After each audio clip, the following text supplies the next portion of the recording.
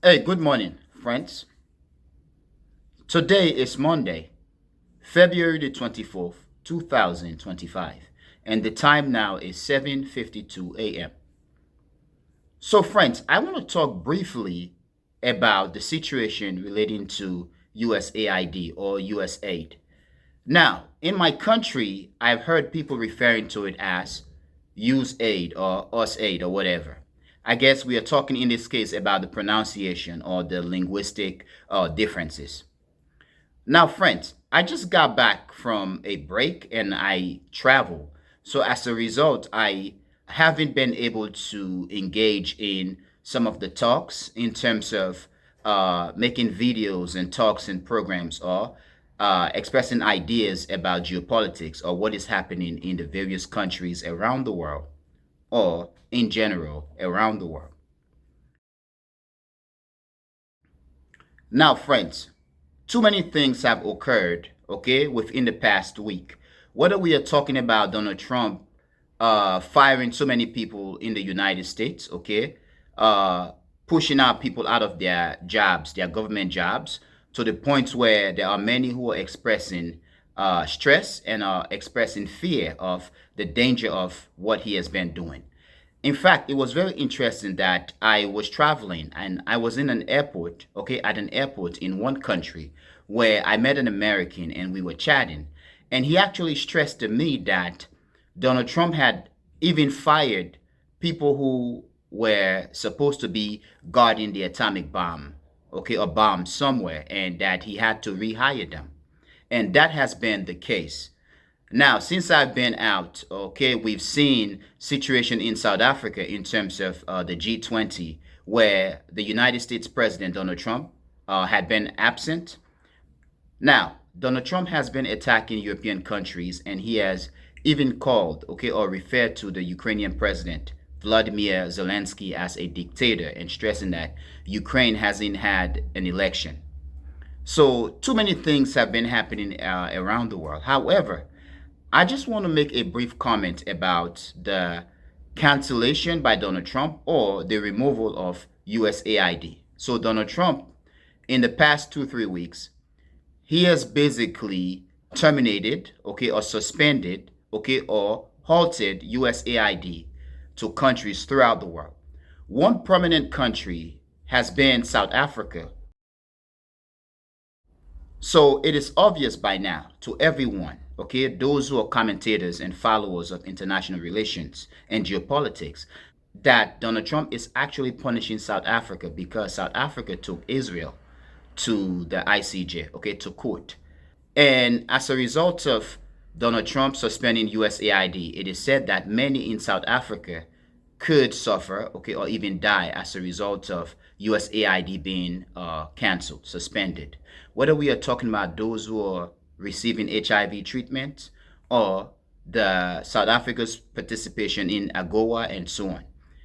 Now, the suspension of USAID is basically impacting the entire world. Now, for me, whether we are talking about Africa, Asia, the Middle East, South and Central America, the Caribbeans, and so on and so on and so on, I do believe, friends, that the cancellation, the suspended by Donald Trump of USAID, could be one of the best things to have happened to the rest of the world. And in this case, I'm talking specifically about Africa. When we think about USAID, we think solely, okay, specifically about the United States providing some form of support, especially in terms of finance and economics and so on.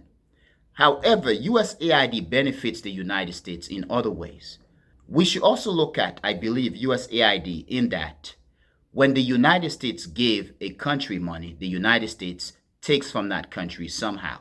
Whether we are talking about the US corporations, okay, being able to have access to these countries' resources, natural resources or not, or the United States being able to muscle that country to establish United States military bases in that country. It's another way in which, or another ways in which the United States gives and takes from a country.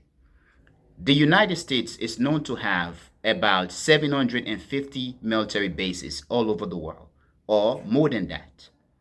So, by the United States canceling, okay, terminating USAID to countries around the world, could impact the United States in many ways, especially in that these countries then do not have to listen to the United States. And by them not listening to the United States, could force their own government. Okay, their people could force their government to begin to industrialize or to begin to revamp their system so that they can become self-sufficient.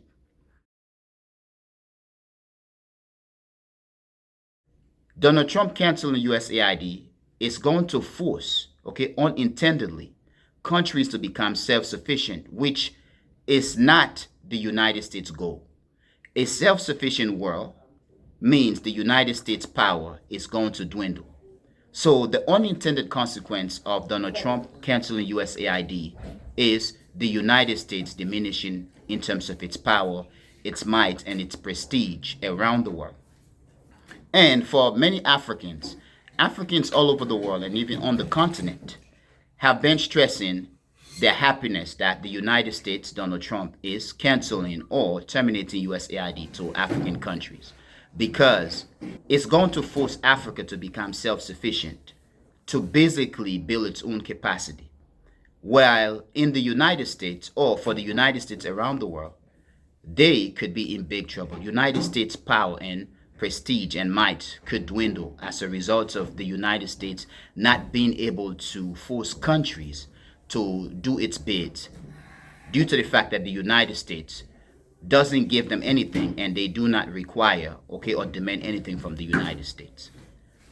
So, friends, the termination of USAID by Donald Trump and his government is a problem for the United States. And we are already seeing that in the United States, where many Americans who've worked with USAID or within the institutions, okay, the department, have been basically stressing that they themselves have lost their jobs, okay?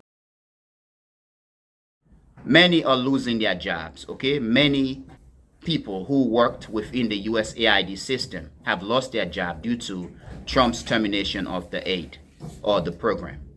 And many are crying for their jobs. So, unintendedly, Trump is weakening the United States and he is creating a problem for Americans as well.